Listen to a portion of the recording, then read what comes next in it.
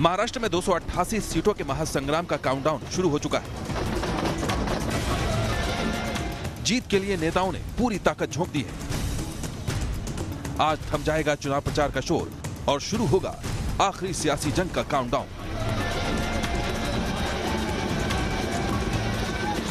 चुनावी प्रचार के आखिरी दिन चुनावी भाव की बाइक पहुंच चुकी है ऑरेंज सिटी नागपुर, जो महाराष्ट्र की दूसरी राजधानी है और मुख्यमंत्री देवेंद्र फडणवीस का घर। ऑरेंज सिटी नागपुर, महाराष्ट्र की दूसरी राजधानी नागपुर। नमस्कार, मैं हूं आपके साथ आपका चुनावी भाव अक्षय विनोद शुक्ल, और आज हम उस नागपुर में पहुंच चुके हैं जिसे ब्रिटिश काल में सेंट्रल प्रोविंस हो या बेरार प्रोविंस हो, उसकी राजधानी कहा जाता था। वही नागपुर जो अपने 0 माइल के लिए एक खास पहचान रखता है। दरअसल ब्रिटिश काल में इसे केंद्र बिंदु माना जाता था, लेकिन विकास की राह में अब यही नागपुर कितना आगे बढ़ा है, ये हम जानने की कोशिश करेंगे। ये पता लगाने की कोशिश करेंगे कि जिस नागपुर ने महाराष्ट्र को मुख्यमंत्री दिया, उस नागपुर को मुख्यमंत्री ने क्या दिया। आइए आज गलियों में घूमते हैं और यही जानने की कोशिश करते हैं। नागपुर और इससे जुड़े विदर्भ के इलाके में कितना हुआ है विकास, फडणवीस सरकार से कितने खुश हैं नागपुर के लोग, ये जानने के लिए चुनावी भाव की बाइक शहर के एक खास चौराहे पर पहुंची, जहां तरी पोहा का स्वाद लेने शहर के लोग पहुंचते हैं। तरी पोहा के स्वाद के बीच हमने चुनाव के स्वाद की बात छेड़ दी। तो ये है नागपुर की खास यानी तर्री पोहा डिश, और जो भी इसे खाता है इसका स्वाद वो आने वाले कई दिनों तक, तो क्या कई महीनों तक नहीं भूलता है। लेकिन उन वादों का क्या जिन वादों के जरिए सत्ता की सीढ़ी हमारे तमाम राजनेताओं ने तय की है। और मैं आपको याद दिला दूं कि नागपुर ने महाराष्ट्र को मुख्यमंत्री दिया, लेकिन नागपुर को मुख्यमंत्री ने क्या दिया, यही तो हम जानना चाह रहे हैं। और जिस जगह पर हमें यहाँ पर हर वर्ग के लोगों से, सर आप नागपुर से हैं? जी मैं नागपुर से हूँ। अच्छा मुझे ये बताइए, आप लोगों ने तो एक सीएम दे दिया, लेकिन सीएम ने नागपुर को क्या दिया? जो तो वादे थे वो पूरे हुए? नहीं, वादे जो है वो पूरे एक साथ नहीं होते हैं। काम काफी किया है, कुछ काम में वक्त लगता है और काम काफी किया है। और आप अपने पीछे भी देख रहे हैं जो ग्राउंड दिख रहा है, ग्राउंड भी काफी अभी पूरा रेनोवेट हो रहा है, नया ग्राउंड बन रहा है कस्तूरजन पार्क। कल 4 तोपें भी मिली यहाँ से। उन तोपों की सलामी मिलेगी काम को लेकर? बिल्कुल मिलेगी साहब, क्योंकि यहाँ नागपुर के लोगों का पूरा भरोसा है देवेंद्र जी को। मैं कोई पॉलिटिकल पार्टी वाला तो हूँ नहीं, यहाँ पोहे खा रहा हूँ, लेकिन इतना ज़रूर है कि यहाँ IIIT लाया है, बाद में यहाँ एम्स आया, हाँ सारे रास्ते कैंसर इंस्टीट्यूट आया, बहुत कुछ है लोग। और ये कि सीएम की यदि सिटी है तो सीएम यहाँ से नहीं है तो तरक्की नहीं होगी।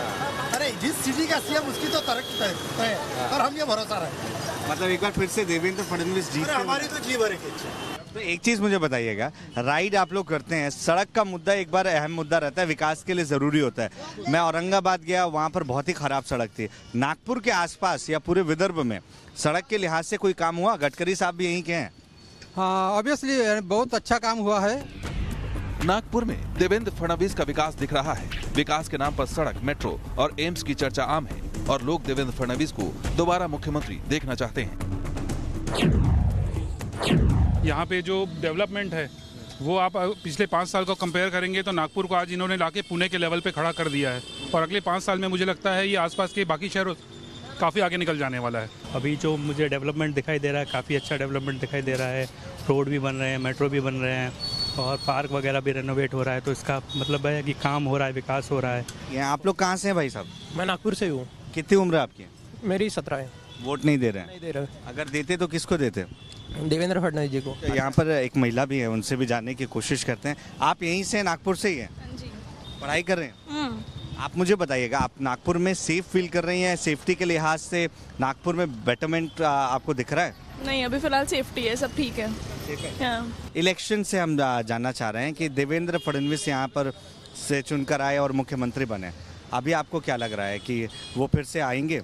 जी बिल्कुल आएंगे, जिस तरह से डेवलपमेंट हुआ है वो बिल्कुल आएंगे। आप प्रोग्रेस देख सकते हैं। महाराष्ट्र के इतिहास में विदर्भ का खास स्थान रहा है। विदर्भ के सबसे बड़े शहर नागपुर को महाराष्ट्र की दूसरी राजधानी कहा जाता है, इसलिए राजनीतिक तौर पर नागपुर की अलग पहचान है। महाराष्ट्र विधानसभा की कुल 288 विधानसभा सीटों में से 62 सीटें केवल विदर्भ में।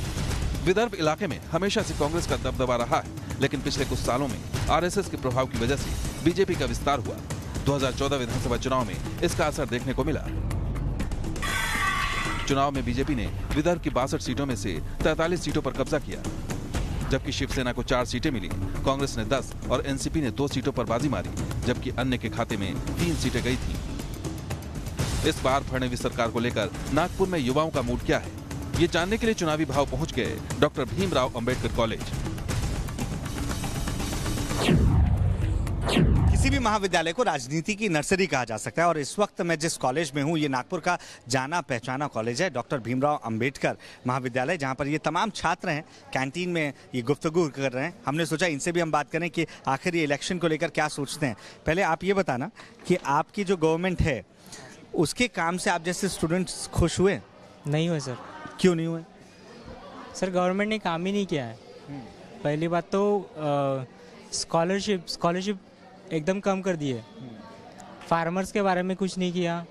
अगर आपको मैं बोलूं कि अपने सीएम जो आपके ही नागपुर से चुनकर आए हैं उनको आप 10 में से कितने नंबर देंगे उनके काम के हिसाब से? ओके काम के लिए तो मैं 7 नंबर देना चाहूँगा। 7 नंबर दूंगा। 7 नंबर क्यों? जो सर मेट्रो काम किए हैं और रोड बनाए। अच्छा आप आगे आइएगा, आप मुझे बताइए कि as a student as a girl आपको क्या लग रहा है कि ये गवर्नमेंट बेटर है या कोई चेंज चाहिए? नहीं, यही गवर्नमेंट बेटर है क्योंकि मतलब इन्होंने जितनी इम्प्रूवमेंट की है नागपुर में उतनी पहले कभी हुई नहीं थी। जैसे कि मेट्रो आई है और रोड्स बन रहे हैं, तो आई थिंक ये गवर्नमेंट ही बेस्ट है। सभी स्टूडेंट को सेम ये मिलना चाहिए, जैसे कास्ट के वाइज वो होता है वैसे नहीं होना चाहिए। मतलब ये जो आरक्षण के ऊपर राजनीति करते हैं, स्टूडेंट आरक्षण मराठवाड़ा के लिए अलग इनके लिए अलग, वो नहीं होना चाहिए। नहीं, वो बिल्कुल भी नहीं होना चाहिए और अभी जो सरकार है वो बिल्कुल सही वाली सरकार है। कॉलेज में चुनावी भाव ने उन युवाओं से भी बात की जो इस बार पहली दफा वोट करेंगे। जब वोट देने जाते हैं, पहला वोट है आपका? हाँ सर, पहला वोट है। तो आप जब वोट देने जाओगे तो क्या सोचकर वोट दोगे? आपका सीएम कौन हो रहा है ये इम्पोर्टेंट है या आपका एमएलए कौन होगा ये इम्पोर्टेंट है? हमारा एमएलए भी और सीएम भी जो दोनों इम्पोर्टेंट है, क्योंकि हमारा जो एमएलए हमारे इधर का उसने बहुत ही अच्छा काम किया। जैसे सिम्बोसिस यूनिवर्सिटी लाई है हमारे इधर। फडणवीस जी ने बहुत सारे अपॉर्चुनिटीज़ लाए हैं, बहुत सारी आईटी कंपनीज लाई है। अभी ऐसा सुनने में आया है कि जो मुंबई में एसएल वर्ल्ड है वो नागपुर में गोरेवाड़ा के सामने बन रहा है। कॉलेज में युवाओं का बहुमत फडणवीस सरकार के पक्ष में। अब देखना होगा कि इसका असर इस बार के चुनाव में नजर आता है या नहीं। The tiger capital of India यानी कि नागपुर। और देखा जाए तो 2014 में विदर्भ की 43 सीटों पर बीजेपी ने बिल्कुल टाइगर की तरह कब्जा किया था। वहीं 2019 में अगर नागपुर की दक्षिण पश्चिम सीट जहां से देवेंद्र फडणवीस चुनकर आते हैं उस पर नजर डालेंगे तो ऐसा लगता है कि लोगों का भरोसा जीतने में एक बार फिर से देवेंद्र फडणवीस कामयाब होते नजर आ रहे हैं। और वजह यह है कि जहां लोगों की उम्मीदें 2014 में चुनाव जीतने के बाद देवेंद्र फडणवीस से बढ़ती नजर आई थी, वहीं कुछ उम्मीदें जैसे कि मेट्रो हो या सड़कों को दुरुस्त करने की दिशा में काम हो, इन उम्मीदों को अमली जामा पहनाया जा चुका है। वहीं कुछ उम्मीदों पर काम जारी है और लोगों को लगता है कि मौका मिलने पर तस्वीर और खूबसूरत हो सकती है। तो देवेंद्र फडणवीस एक बार फिर से मैदान मारते हुए नजर आ रहे हैं और इसका असर सिर्फ नागपुर नहीं बल्कि आसपास की सीटों पर भी पड़ता नजर आ रहा है। बहरहाल नागपुर से अभी के लिए इतना ही। आप लगातार रहिए